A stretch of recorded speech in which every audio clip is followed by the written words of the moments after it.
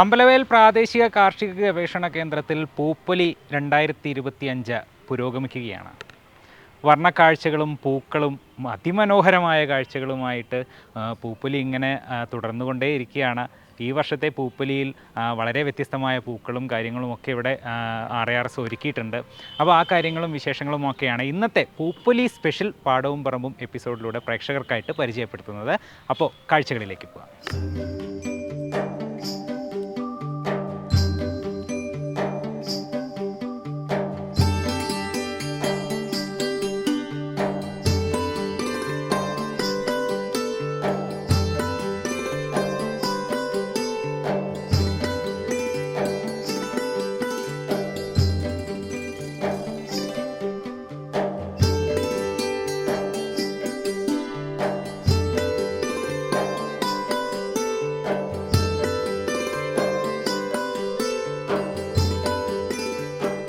കാഴ്ചകളുടെ വസന്തമൊരുക്കുകയാണ് വയനാടിന്റെ ഏറ്റവും വലിയ പുഷ്പമേള പൂപ്പൊലി.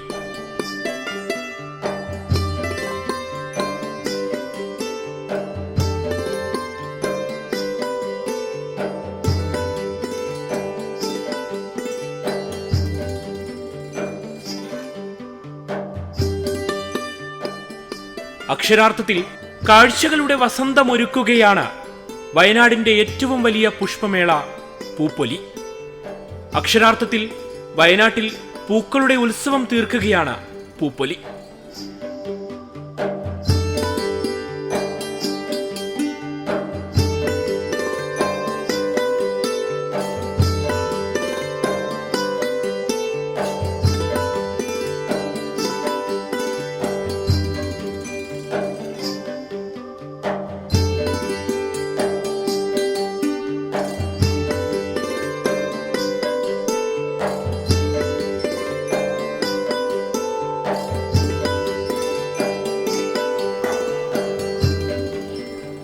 പൂപ്പൊലി 2025 6 ദിവസം പിന്നിടുകയാണ്. വളരെ മനോഹരമായി അലങ്കരിച്ച പൂന്തോട്ടം നമുക്ക് പൂപ്പൊലിയുടെ ഗാർഡനുള്ളിൽ കാണാൻ സാധിക്കും. ഇപ്രാവശ്യം വളരെ വൈവിധ്യമാർന്ന സ്വദേശിയും വിദേശിയുമായ പൂക്കൾ നമ്മളെ ഒരുക്കിയിട്ടുണ്ട്. ഇതുകൂടാതെ വളരെയധികം ഇലച്ചെടികൾ നമുക്ക് കാണാം. ജനങ്ങൾക്കിത് പരിചയപ്പെടുത്തുക മാത്രമല്ല, ഇതിൻ്റെ തൈകളും ഇതിൻ്റെ വിത്തുകളുമെല്ലാം വാങ്ങാനുള്ള സൗകര്യങ്ങളും RARS ഒരുക്കിയിട്ടുണ്ട്. കൂടാതെ കുട്ടികൾക്ക് ഉല്ലസിക്കാൻ ആവശ്യമായ നല്ല പാർക്കുകൾ ഒരുക്കിയിട്ടുണ്ട്. പാർക്കുകളിൽ പലവിധ റൈഡുകൾ റെഡിയാണ്. അപ്പോൾ കുടുംബസമേതം വരുന്ന എല്ലാവർക്കും ആസ്വദിക്കാവുന്ന രീതിയിലാണ് പൂപ്പൊലി 2025 ഒരുക്കിയിരിക്കുന്നത്.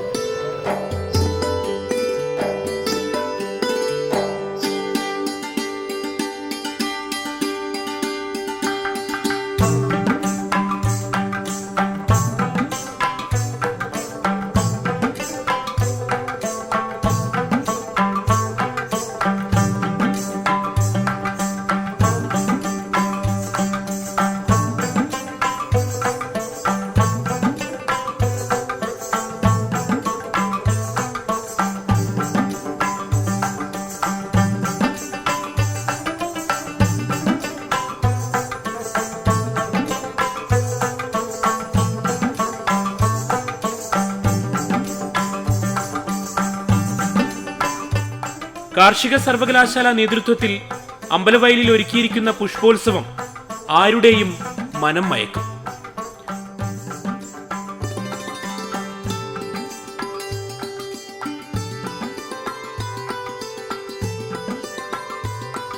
പൂപ്പൊലിയുടെ 9ാം എഡിഷനാണ് ഇപ്പോൾ വയനാട് അമ്പലവയലിൽ നടക്കുന്നത്.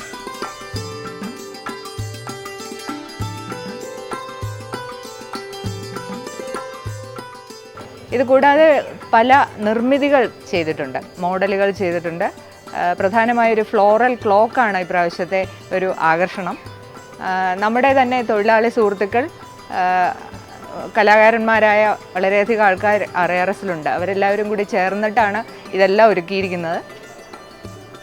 ഇത് മാസങ്ങൾക്ക് മുമ്പ് തുടങ്ങിയ ഒരുക്കങ്ങളാണ്. അപ്പോൾ പൂപ്പൊലി യാഥാർത്ഥ്യമാവുന്നത് സത്യം പറഞ്ഞാൽ ഇവിടുത്തെ എല്ലാ ജീവനക്കാരുടെയും പൂർണ്ണമായ സഹകരണം കൊണ്ടാണ്. അധ്യാപകർ ഒരു ഭാഗത്ത്, ഓഫീസ് ജീവനക്കാരുണ്ട്, വിദ്യാർത്ഥികളുണ്ട്, കൂടെ നമ്മുടെ തൊഴിലാളി സുഹൃത്തുക്കളും എല്ലാവരും കൂടി ജോയിൻ്റ് ആയിട്ടാണ് ഒരു പൂപ്പൊലി എപ്പോഴും വിജയത്തിലേക്ക് എത്തിക്കുക. ഇതിൻ്റെ കൂടെ തന്നെ നമുക്ക് ഏറ്റവും സപ്പോർട്ടായി നിൽക്കുന്നത് നമ്മുടെ രാഷ്ട്രീയ പ്രതിനിധികളാണ്. പ്രത്യേകിച്ച് അമ്പലവയൽ നെന്മേനി പഞ്ചായത്തിലെ എല്ലാ പ്രസിഡന്റ്, വൈസ് പ്രസിഡന്റ്, പ്രതിപക്ഷ നേതാക്കളടക്കം എല്ലാവരും പൂർണ്ണമായും സഹകരിക്കുന്നതുകൊണ്ടാണ് ഇത് ഇത്രയും വിജയകരമായി പോകുന്നത്.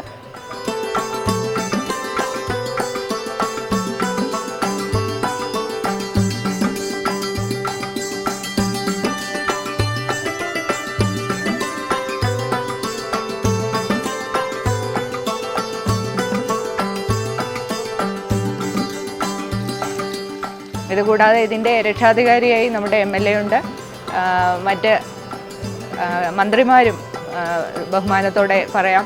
പി പ്രസാദ് അവർകളാണ്, അദ്ദേഹം കൃഷിമന്ത്രിയാണ്. ഇക്കൊല്ലം പൂപ്പൊലി ഉദ്ഘാടനം ചെയ്ത് 2-ാം തീയതിയായിരുന്നു ഔദ്യോഗികമായ ഉദ്ഘാടനം നടന്നത്. ഇനി മറ്റ് ചില പ്രമുഖ മന്ത്രിമാരും എത്തിച്ചേരുമെന്ന് പറഞ്ഞിട്ടുണ്ട്. പ്രധാനമായും കേളു മിനിസ്റ്ററും റിയാസ് മിനിസ്റ്ററും ഒക്കെ എത്തിച്ചേരാനുള്ള സാധ്യതയുണ്ട്. അവരുടെ തീയതികൾ അറിയിച്ചിട്ടില്ല. അപ്പോൾ പൂർണ്ണമായും ഒരു വിജയത്തിലേക്ക് എത്തുമെന്നുള്ള പ്രതീക്ഷയിലാണ് ഞങ്ങൾ പോകുന്നത്. ഇതിൻ്റെ കൂടെ തന്നെ ഇപ്രാവശ്യം കുറച്ചും കൂടി മുണ്ടക്കൈ ചൂരൽമല ദുരന്തത്തിൻ്റെ ഭാഗമായി വയനാടിന് സംഭവിച്ച ഒരു ഇടിവ്, പ്രത്യേകിച്ച് ടൂറിസം മേഖലയിൽ ഉണ്ടായൊരു ഇടിവിന് ഒരു ഉണർവേകും എന്നുള്ള പ്രതീക്ഷയാണ് നമുക്കുള്ളത്. ഇതിനൊരു ചെറിയ ഇതിൽ കിട്ടിയ വരുമാനത്തിൻ്റെ ഒരു ശതമാനം നമ്മൾ മുണ്ടക്കൈ ചൂരൽമലയിലെ കർഷകർക്ക്, പ്രത്യേകിച്ച് കൃഷി നഷ്ടപ്പെട്ടവർക്ക് വേണ്ടി ഉപയോഗിക്കാനാണ് ഉദ്ദേശിക്കുന്നത്. അതൊരു സഹായധനമായി കൈമാറാനല്ല, അവരുടെ കൂടെ നിന്നുകൊണ്ട് കൃഷിയിലേക്ക് തിരിച്ച് കൊണ്ടുവരിക എന്നുള്ളതാണ് ഉദ്ദേശം. പ്രത്യേകിച്ചും അണ്ണയ്യൻ എന്ന ഒരു പ്രമുഖ കർഷകൻ മിനിഞ്ഞാന്ന് ഇവിടെ എത്തിയിരുന്നു വർക്ക്ഷോപ്പിന്. അദ്ദേഹത്തിൻ്റെ ആ ഒരു ദുഃഖകരമായ അവസ്ഥയിൽ നിന്ന് അദ്ദേഹം പറഞ്ഞത് തിരിച്ച് എന്തായാലും ഇനിയും കൃഷി ചെയ്യുമെന്നുള്ള അദ്ദേഹത്തിൻ്റെ ആ ഒരു നിശ്ചയദാർഢ്യത്തിന് മുമ്പിൽ നമ്മളും കൂടെ ചേരുകയാണ്.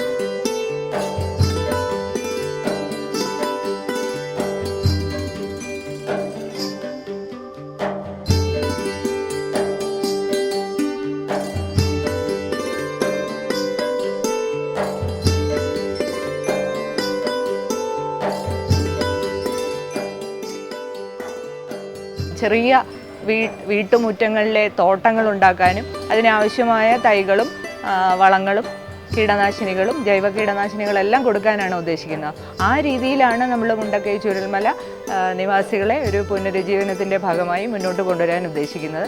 പല തെറ്റിദ്ധാരണകളും വന്നിരുന്നു. പൈസ എടുത്തിട്ട് സഹായധനമായി കൈമാറുക എന്നുള്ളതല്ല നമ്മുടെ ഉദ്ദേശം. അത് കാർഷിക സർവകലാശാലയുടെ ബഹുമാനപ്പെട്ട വൈസ് ചാൻസലർ, ചെയർമാനായിട്ടുള്ള ഒരു കമ്മിറ്റിയുണ്ട്, ഉന്നത ഉദ്യോഗസ്ഥരുണ്ട്. അവരാണ് തീരുമാനിക്കുന്നത് എത്ര ശതമാനമാണ് ഈ ഒരു പ്രയോജനപ്പെടുത്താനായി നമ്മൾ ഉപയോഗിക്കേണ്ടതെന്നുള്ളത്. അപ്പം അതിനുള്ള തീരുമാനം പൂപ്പൊലി കഴിയുന്നതോടെ മുന്നോട്ട് കൊണ്ടുവരും.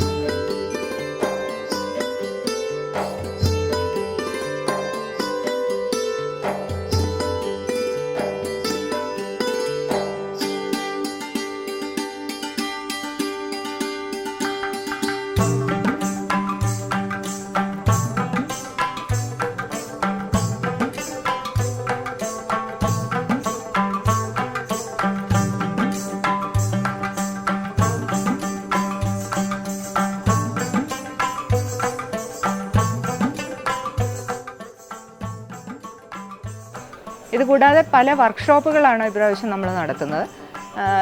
സാധാരണ നടത്താറുള്ള കർഷകർക്കുള്ള സെമിനാറുകളാണ്. സെമിനാറുകളിൽ നമ്മൾ ഒരു ഭാഗത്തുനിന്ന് മാത്രം കേൾക്കുക, ഉപദേശിക്കുക മാത്രമായിരുന്നു വന്നിരുന്നത്. എന്നാൽ ഇപ്രാവശ്യം കർഷകരുടെ ഭാഗത്തുനിന്നുള്ള അഭിപ്രായങ്ങൾ കേൾക്കുകയും വയനാടിൻ്റെ ഭാവിയിലെ കൃഷി രീതികൾ എങ്ങനെ മാറണമെന്ന് അവരുടെയും കൂടി അഭിപ്രായം എടുത്തുകൊണ്ടാണ് വർക്ക്ഷോപ്പുകൾ നടത്തുന്നത്. 2 വർക്ക്ഷോപ്പുകൾ ഇപ്പോൾ കഴിഞ്ഞു. ഒന്ന് പശ്ചിമഘട്ടത്തിലുണ്ടായ കാലാവസ്ഥാ വ്യതിയാനവും അതുകൊണ്ടുണ്ടായ ദുരന്തങ്ങളും മുൻകൂട്ടി പ്രവചിക്കാൻ എങ്ങനെ സാധിക്കും, അതിനെക്കുറിച്ചായിരുന്നു ആദ്യത്തെ വർക്ക്ഷോപ്പ്.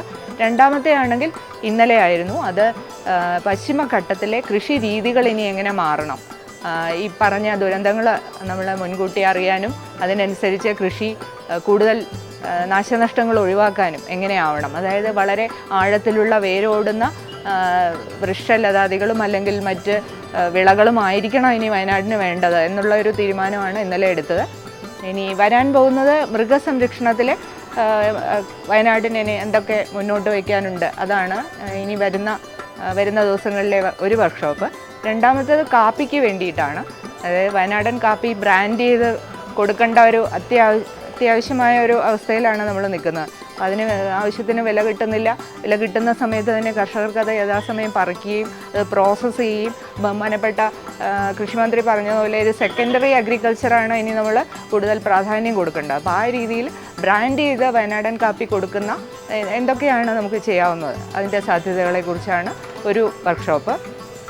മറ്റൊരു വർക്ക്ഷോപ്പ് നമ്മുടെ ഹൈടെക് ഹോർട്ടിക്കൾച്ചർ, അതായത് കൃഷി ഇനി ഹൈടെക് ആവാനായി എന്തൊക്കെയാണ് നമ്മൾ ചെയ്യേണ്ടത്. പ്രത്യേകിച്ച് വയനാട്ടിലുള്ള കർഷകർ പലരും ഇപ്പോഴേ തന്നെ അവലംബിച്ചിട്ടുള്ളതാണ് AI റോബോട്ടിക്സ് ഒക്കെ ഉൾപ്പെടുത്തിക്കൊണ്ട് നമ്മൾ എങ്ങനെയാണ് കൃഷി രീതികൾ മുമ്പോട്ട് പോകേണ്ടത്. അപ്പോൾ അതിന് ഉത്തമ ഉദാഹരണമാണ് നമ്മുടെ മികവിൻ്റെ കേന്ദ്രം ഇൻഡോ ഡച്ച് ഒരു പ്രോജക്റ്റ് അമ്പലവയൽ ഈ സ്ഥാപനത്തിൽ പ്രവർത്തിക്കുന്നുണ്ട്. 17 കോടിയുടെ ഒരു പ്രോജക്റ്റാണത്. അപ്പോൾ അതിൻ്റെ ഭാഗമായി ഓട്ടോമേഷനൂടെ എങ്ങനെയാണ് നമ്മൾ കൃത്യമായി ഫെർട്ടിഗേഷൻ അല്ലെങ്കിൽ വളങ്ങൾ മണ്ണിലേക്ക് എത്തിക്കുക, അല്ലെങ്കിൽ മണ്ണില്ല കൃഷി തന്നെയാണത്. മണ്ണില്ലാ കൃഷിയും ഇപ്പോൾ സാധ്യമാണ്. ഇതെല്ലാം ജനങ്ങൾക്ക് നേരിട്ട് കണ്ട് മനസ്സിലാക്കാൻ ഈ സെൻറ്റർ ഓഫ് എക്സലൻസ് സഹായിക്കും. അങ്ങനെ ആ ഒരു രീതിയിലുള്ള ഒരു പുതിയ രീതിയിലുള്ള സ്മാർട്ട് അഗ്രികൾച്ചർ എന്ന് പറയാവുന്ന രീതിയിലുള്ള ഒരു കൃഷിയെക്കുറിച്ചാണ് മറ്റൊരു വർക്ക്ഷോപ്പ്. ഇതുകൂടാതെ നമുക്ക് കുട്ടികൾക്ക് വേണ്ടിയും സ്കൂൾ കുട്ടികൾക്ക് വേണ്ടി ഒരു വർക്ക്ഷോപ്പ് 2ാം ശനിയാഴ്ച നടത്തുന്നുണ്ട്. അത് ശാസ്ത്ര സാഹിത്യ പരിഷത്താണ് നടത്തുന്നത്. മണ്ണ് എന്നൊരു അത്ഭുതം എന്ന രീതിയിൽ മണ്ണിനെക്കുറിച്ച് കൂടുതൽ അടുത്തറിയാനായി സ്കൂൾ കുട്ടികൾക്ക് സഹായകരമാവുന്ന രീതിയിലാണ് ആ വർക്ക്ഷോപ്പ് നടത്തുന്നത്. ഇത് കൂടാതെ കർഷകർക്ക് 2 സെമിനാറുകൾ നടത്തുന്നുണ്ട്. ലാൻഡ് യൂസ് ഡെവലപ്മെൻറ്റ് ബോർഡ് നടത്തുന്ന ഒരു പ്രത്യേക സെമിനാറുണ്ട്. അന്നത്തെ ദിവസം നമ്മുടെ ബഹുമാനപ്പെട്ട ജില്ലാ പഞ്ചായത്ത് പ്രസിഡന്റ് വയനാടിന് വേണ്ടി ഉണ്ടാക്കിയ ഒരു ലാൻഡ് യൂസ് മാപ്പ് റിലീസ് ചെയ്യുന്നതായിരിക്കും. നല്ലൊരു പരിപാടിയാണ് നമ്മൾ പ്രതീക്ഷിക്കുന്നത് അന്നത്തെ ദിവസം. ഇങ്ങനെയാണ് പൊതുവായി ശാസ്ത്ര രീതിയിൽ നമ്മൾ ഈ പൂപ്പൊലിയെ പതിയെ കൊണ്ടുപോകുന്നത്. അപ്പോൾ അടുത്ത വർഷങ്ങളിൽ കുറച്ചും കൂടി നല്ല രീതിയിൽ കർഷകർക്ക് പ്രയോജനപ്പെടുന്ന രീതിയിൽ പൂപ്പൊലി മാറണമെന്നാണ് ആഗ്രഹിക്കുന്നത്. അതിൻ്റെ ഒരു തുടക്കമാണ് ഇപ്രാവശ്യം. ഇതിൻ്റെ കൂടെ തന്നെ നമ്മുടെ കൂടെ ഈ കലാപരിപാടികളും മറ്റെല്ലാം ഓർഗനൈസ് ചെയ്യാനായിട്ട് ഒരു അഡ്വൻറ്റ് ഇവൻ്റ് എന്നുള്ളത് ലേലം എടുത്ത് വന്ന അവരും കൂടി നമ്മുടെ കൂടെ സഹകരിക്കുന്നുണ്ട്. അവരുടെയും പൂർണ്ണമായ സഹകരണം ഇപ്രാവശ്യത്തെ പൂപ്പൊലിയിൽ നമുക്ക് സാധ്യമായിട്ടുണ്ട്.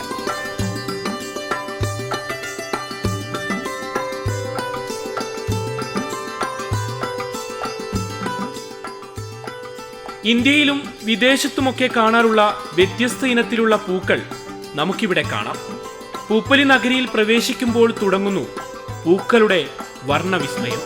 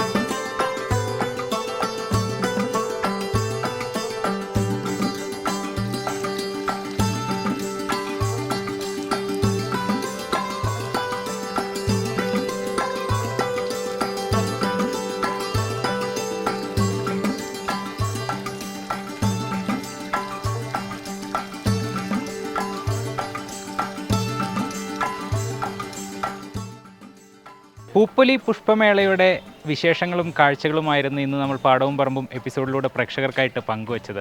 അതിമനോഹരമായ കുറേ കാഴ്ചകൾ ഇന്ന് അതിമനോഹരമായ വർണ്ണപ്പൂക്കളുടെ കാഴ്ചകളായിരുന്നു ഇന്ന് നമ്മൾ കണ്ടത്. അതുപോലെ തന്നെ യാമിനി മാഡം ADR നമുക്ക് വേണ്ടി അതിൻ്റെ കാര്യങ്ങളൊക്കെ വിശദീകരിച്ചു തന്നു. ഇത്തവണത്തെ പൂപ്പൊലി 2025 കാര്യങ്ങളെല്ലാം നമുക്ക് വിശദീകരിച്ച് തന്നു. വളരെ വ്യത്യസ്തമായ കുറേ പൂക്കളുണ്ട്. അതുപോലെ തന്നെ പല വർണ്ണങ്ങളിലുള്ള പൂക്കളാണ് ഇവിടെ നമുക്ക് കാണാൻ കഴിയുക. അതുപോലെ തന്നെയാണ് ഓരോ ദിവസവും ഇവിടെ സംഘടിപ്പിക്കുന്ന ഇവൻറ്റുകൾ. ഇവൻറ്റുകളും പല പ്രമുഖരായിട്ടുള്ള ആർട്ടിസ്റ്റുകൾ വന്ന് പങ്കെടുക്കുന്ന ഇവൻറ്റുകളുണ്ട്. ഇത്തവണത്തെ ഒരു പ്രത്യേകത എന്ന് പറഞ്ഞാൽ ഇവിടുത്തെ ഒരു ടിക്കറ്റിൻ്റെ വിഹിതം മുണ്ടക്കൈ ചൂരൽമല ദുരന്തബാധിതരിലേക്ക് എത്തും എന്നുള്ളതാണ് ഏറ്റവും വലിയ പ്രത്യേകത. അതും അവിടുത്തെ കർഷകരിലേക്ക് ആ ഒരു തുക എത്തും എന്നുള്ളതാണ് നമുക്ക് ഏറ്റവും വലുതായിട്ട് എടുത്തു പറയേണ്ട കാര്യം. അതുപോലെ ഇത്തവണ ഒരു ഇവൻറ്റ് മാനേജ്മെൻറ്റ് ഗ്രൂപ്പുമായിട്ട് സഹകരിച്ചിട്ടാണ് ഈ ഒരു പൂപ്പൊലി പുഷ്പമേള RARS നടത്തുന്നത്. അപ്പോൾ അതിൻ്റെ ഒരു മാറ്റം കൂടി ഇത്തവണ നമുക്ക് പൂപ്പൊലിയിൽ എത്തിയാൽ കാണാൻ കഴിയും. അപ്പോൾ വരും ദിവസങ്ങളിൽ എല്ലാവരും പൂപ്പൊലി നഗരിയിലേക്ക് നഗരി സന്ദർശിക്കുക, ഇവിടുത്തെ വർണ്ണ കാഴ്ചകളൊക്കെ കാണുക. അപ്പോൾ ഇന്നത്തെ പാടവും പറമ്പും പൂപ്പൊലി സ്പെഷ്യൽ എപ്പിസോഡ് ഇവിടെ പൂർണ്ണമാവുകയാണ്. അടുത്ത ആഴ്ച വീണ്ടും കാണാം. നന്ദി, നമസ്കാരം.